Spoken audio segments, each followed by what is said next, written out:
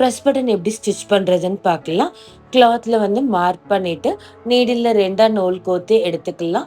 இப்போ பாயிண்ட் மாதிரி இருக்கிற ப்ரெஸ் பட்டனை கிளாத் மேலே வச்சு நீடில்ல கீழேருந்து மேலே உள்ள ப்ரெஸ் பட்டனோட ஹோல் வழியாக எடுத்து மேலே உள்ள கிளாத்லேயே நீடில உள்ள குத்தி ஹோல் வழியா எடுத்து நீடில சுத்தி த்ரெட்டை போட்டு டைட் பண்ணிக்கலாம்.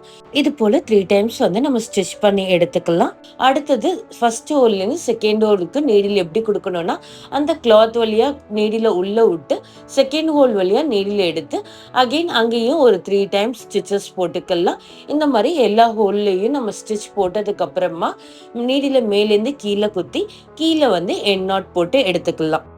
இதே போல அடுத்த சைடுக்கு வந்து குழி மாதிரி இருக்கக்கூடிய அந்த ப்ரெஸ் பட்டன் எடுத்து அதை கிளாத் மேல வச்சுட்டு நம்ம ஃபர்ஸ்ட் எப்படி ஸ்டிச் பண்ணமோ அதே போல தான் டைப் டு எம்மிங் யூஸ் பண்ணி இதுலயும் நம்ம ஸ்டிச் பண்ணி எடுத்துப்போம். இது போல ப்ரெஸ் பட்டனை வந்து நீட்டா ஃபினிஷ் பண்ணி எடுத்துப்போம்.